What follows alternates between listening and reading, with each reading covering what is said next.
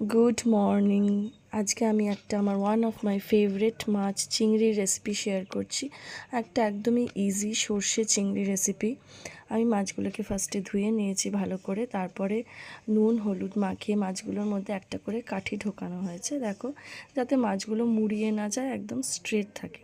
তারপরে কড়াইয়ে সর্ষের তেল দিয়ে হালকা ভেজে নিলেই হবে, বেশি ভাজার দরকার নেই। আমার সব মাছগুলো ভাজা হয়ে গেছে। তারপরে আমি একটা মাঝখানে ক্লিপ নিতে ভুলে গেছিলাম।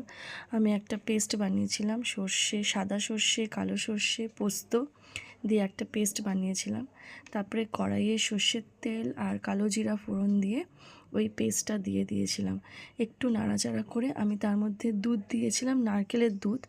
নারকেলকে আমি ছোট ছোট করে কেটে মিক্সার গ্রাইন্ডারতে গ্রাইন্ড করে ওটা জুস বার করেছিলাম। ওই জুসটাই আমি নারকেলের দুধটা দিয়েছিলাম, আর জল দিয়েছিলাম সামান্য, যতটুকু দরকার। তারপরে ফুটে গেলেই কাঁচা লঙ্কা দিয়ে আমি মাছগুলো দিয়ে দিয়েছিলাম। আর দেখো, এখানে আমার ভিডিওতে ক্লিপটা ঠিক করে কালারটা মাছের আসেনি, এই যে এখন ইয়েলোইশ টাইপ হয়েছিল, কিন্তু ওই ভিডিওতে ঠিক করে আসছিল না। মাছটা খেতে খুবই টেস্টি হয়েছিল। তোমরাও ট্রাই করো, ভালো লাগলে লাইক কমেন্ট শেয়ার করো। Thank you.